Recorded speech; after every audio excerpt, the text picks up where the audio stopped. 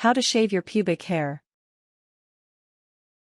http pad3.whstatic.com images thumb 99D 716916 intro.jpg aid 716916 b4 728px 716916 intro.jpg Shaving pubic hair is a sexy trend for a growing number of men and women, but it does require some finesse to do it well. Whether you're male or female, the process is pretty much the same. Lose the hair and avoid the irritation. To get going down there, skip to step 1.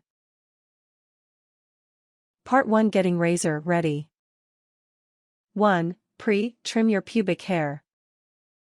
Razors are designed to shave fairly short hair and will quickly clog and become dull if applied to long hair. To trim it, gently pull the hair up, away from the body and then cut it back with small, sharp scissors, clippers, preferably, some equipped with safety guards. Alternatively, use an electric scissor action trimmer without rotating heads. Aim for hair that is shorter than 0.6 centimeters. If you are new to pubic styling, you may want to leave your hair short for a couple of days, as this will allow you to get used to the feeling of being bare down there. Your nickname is Butterfingers, huh? Then you may want to avoid taking scissors to such a precious area. You're going to need to get super close, so if the idea of a snip here and a snip there makes you a little nervous, opt for the electric trimmers. With these, the blade can only get so close to your skin. 2. Soften your hair and hair follicles by taking a hot shower or bath. This will make the coarse pubic hair a lot easier to shave off. It may seem like a superfluous step, but it'll make the somewhat lengthy process much more manageable. Ain't nobody got time for that, you say? Then simply cover the area with a warm, thoroughly wet washcloth for 5 minutes or so to get the same effect. Those connoisseurs of the art of pubic hair shaving will tell you it's important to exfoliate both before and after shaving, though most advice will only be to do it after shaving. Doing the exfoliation before will help all of the hairs get properly aligned outwards while stripping away the dead skin, allowing for a closer shave and reducing the chances of the razor catching and scratching you. So if you've the time, exfoliate prior to lathering up. 3. Foam up to avoid irritation.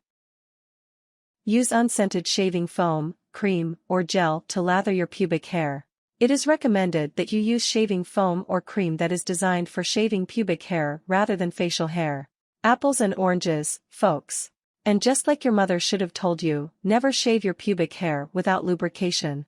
Always test the shaving cream on another part of your body before you start applying it to your pubic hair, as some people suffer from allergic reactions to certain products. Just because a product is marketed to females doesn't mean it's only usable by those of the fair sex. Shaving cream for women is generally gentler than men's. Moreover, men's shaving cream is often scented, which can lead to irritation and stinging. No thanks. If you're a dude, make a late-night undercover trip to the store or steal the girlfriend's, roommate's, sister's. She won't notice. Part 2 Getting the best shave. 1. Grab your razor. It's new, right? The newer it is, the better it'll work. Hopefully, it has lots of blades and something fancy and gel-like on the sides to lessen your lubrication needs. Who cares if it's pink or blue? If it's sharp with 3 or more blades, it'll be not only easier for you, but safer on your skin. Not interested in buying razors all the time? Then make sure to take care of the ones you reuse. Have one just for your pubic hair and make sure to clean it after you're done. Don't leave it wet, though water can accelerate corrosion of the blades, dulling them. 2. Stretch your skin tight. If it's loose, you'll end up cutting yourself. Razors can only do their job well on nearly flat surfaces. With your free hand, stretch your skin tight and hold it firmly, giving you a clear target. Make it easy on yourself and start below your navel, pulling the skin just above your foamed-up hairline upwards. Where you go from there is up to you. Chop it all off? Make a figure 8. You are your canvas and art imitates life, after all, though after a few hours of barricading yourself in the bathroom doing hair calligraphy, you'll probably start getting asked questions. 3. Shave slowly and gently. There are 2 things to keep in mind here. Shaving with the grain will prevent irritation and ingrown hairs, and shaving against the grain will result in a closer, by a landslide, shave. Knowing these 2 things, take into account your situation. If you have mega, super, ultra-sensitive skin, you may want to stick to shaving with the grain, even if it takes you twice as long to get the results you want. As you transition to getting a closer shave, try working across the grain of the hair. If the hair is growing downwards, for example, shave to the left or right. Get used to feeling the hair growth rather than trying to see it. Not relying on your eyes makes the whole process much faster. Do not over-shave. Shave an area only as much as you need to remove the hair. If you go over it too many times, it will likely become inflamed. In the early stages of shaving, you will probably find that shaving your pubic hair 2 days in a row causes red bumps or itching. Skip several days between shaves until your skin grows used to the change. 4. Don't forget your bum area. If you've ever been to get your nether regions waxed, you know the feeling when you think the lady is done pouring hot wax onto your parts and then she giddily tells you to flip over. Ah, that's right. She's gonna get into that crevice you so conveniently forgot about.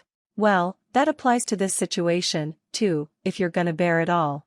Do a once or twice over with your free hand. That mirror in front of you may look like you've gotten everything, but have you really? If you want to be completely hair-free, that means top, bottom, inside, outside, back, front, and everywhere in between. If you are bearing it all, know that having zero pubic hair can increase your chances of getting and spreading an STD or two, namely, HPV and molluscum contagiosum. Though the latter doesn't sound like a traditional STD, it, technically, is. 5. Clean up your mess.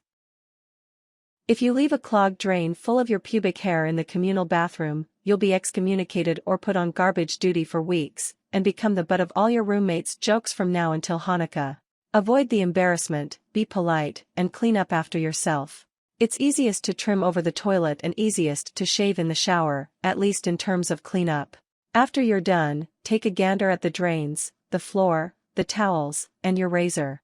Zero evidence should be found at the scene. Part 3. Avoiding the redness and itch. 1. Exfoliate to keep your skin clean. This removes all the dead skin chillin on the surface after shaving in addition to lining up your hairs and helping to prevent them from becoming ingrown. With your normal body soap, gently cleanse your pubic area. This will help to remove anything that might block your pores and lead to ingrown hairs and resulting infections. What's the point in shaving if all you have to replace it are little red bumps? Here's a tip from the pros: use a sugar scrub as your exfoliate to leave your skin smooth as a baby's bottom. If you don't have that on hand, whip up a baking soda paste. It, too, will put the finishing touches on the job. If you are a woman, do not get soap beyond your labia. Your vagina is naturally regulated by your body and doesn't need to be cleansed with anything other than water. In fact, soaps often upset the pH balance, which is, by nature, low, to ward off unfriendly bacteria, making the vagina more susceptible to infection. 2. Use egg oil. Egg oil contains several bioactives which prevent infections or inflammations and help the irritated skin recover faster to its original shape. Massage egg oil well into the shaved area twice a day for a week. Leave it on until your next shower. There is no necessity to wash it off as it is easily absorbed into the skin. 3. Rinse off any remaining pubic hair, gently pat dry, and moisturize. Aloe vera, baby oil, or moisturizers designed for sensitive areas can be used. Egg oil containing immunoglobulins can avoid rashes due to micro-abrasions. Avoid moisturizers that may contain fragrances and coloring agents. Whatever it is, just make sure it's unscented and isn't full of possibly irritating perfumes. And definitely avoid men's aftershave that's just burn in a can. Think Home Alone, on your genitals. Bag Balm is the duct tape of moisturizers.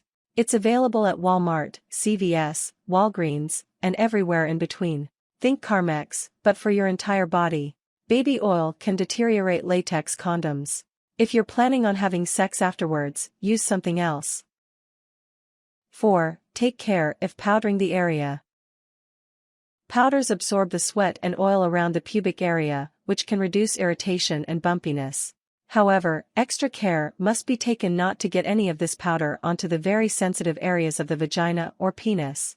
Moreover, you should avoid smothering the skin, which can clog pores and may encourage pimples.